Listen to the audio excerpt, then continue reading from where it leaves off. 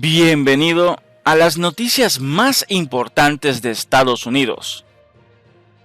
Las buenas noticias se acumulan para el candidato demócrata a la presidencia de Estados Unidos, el ex vicepresidente Joe Biden, que un día después de que su único rival de interna se bajara, el senador Bernie Sanders, recibió la noticia de que aumentó la ventaja sobre el mandatario republicano, Donald Trump, para los comicios de noviembre.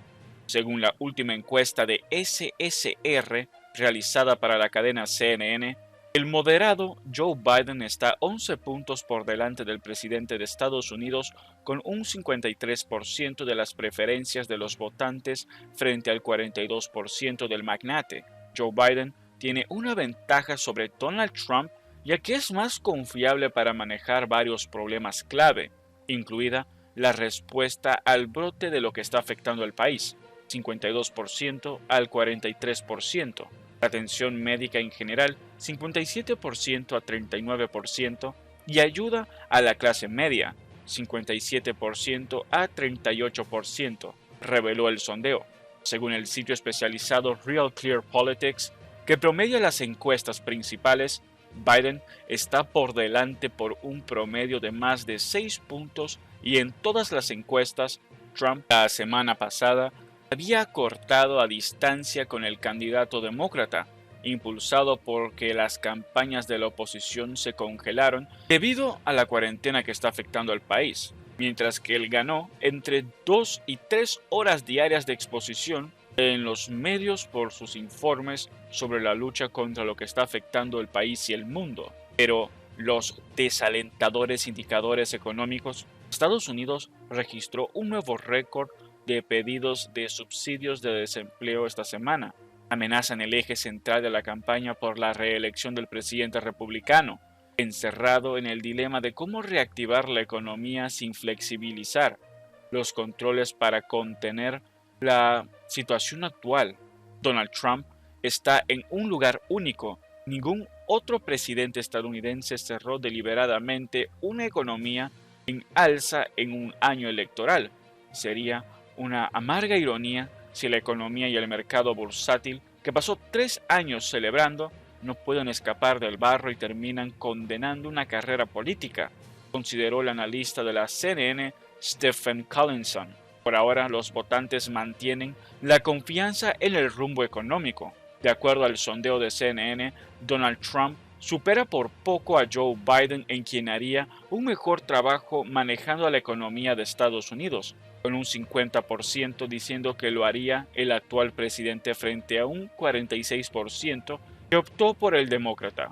Entre otras noticias, los principales países productores de petróleo, encabezados por la OPEP y Rusia, intentaban este jueves por la noche ultimar un acuerdo sobre un recorte masivo de la producción para respaldar los precios que se desplomaron con la situación actual que se vive en el país y el mundo.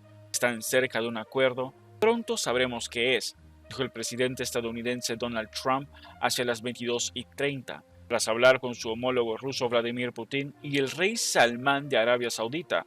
Moscú y Riad son los jefes de fila del grupo de países que han estado negociando por videoconferencia desde última hora de la tarde. Estados Unidos, principal productor mundial, no es miembro de la OPEP, pero quiere una reducción en la oferta de precios con el fin de dar oxígeno a su industria petrolera de esquisto. Hay un acuerdo al 80%, aseguró el ministro iraní de petróleo Bijan Namdar Zanganeh a la televisión nacional iraní. La cadena de televisión privada argelina Enher TV ha anunciado decisiones históricas del cartel. Menciona una recaudación colectiva de la producción de 10 millones de barriles diarios en mayo y junio. Este volumen, corroborado por la agencia de noticias rusa TASS, corresponde al anunciado por Donald Trump 7 días antes y a una proporción mencionada anteriormente por el ministro de Petróleo Kuwait Khaled Al-Fadl. La Organización de Países Exportadores de Petróleo no ha informado formalmente de este acuerdo ni ha especificado cómo se haría el reparto de esfuerzo entre todos los países. Al comienzo de la reunión, poco después de las 14:30 de la tarde, la OPEP hizo una evaluación alarmante del mercado del oro negro y calificó de horrible el estado de la oferta y la demanda. Nuestra industria sufre una hemorragia y nadie ha sido capaz de detenerla, dijo el secretario general del cartel, Mohamed Barkindo. El ministro de Energía argelino, Mohamed Arghab, habló de una caída libre insostenible del mercado según las agencias nacionales APS.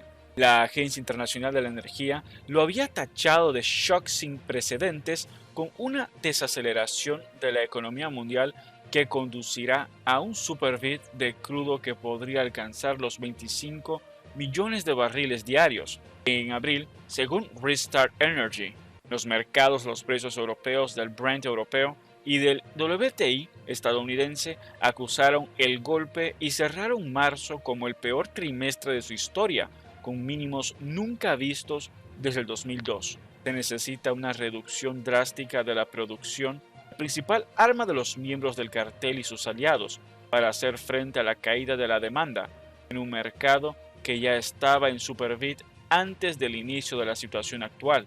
Rusia, segundo productor mundial, parece dispuesta a cooperar esta vez, al contrario de la anterior cumbre, que se saldó con un fracaso y una guerra de precios entre los principales productores. Ante la gravedad de la situación, Riad y Moscú ampliaron el círculo de las participantes en la reunión, invitando a muchos productores externos a la alianza, la conocida OPEP.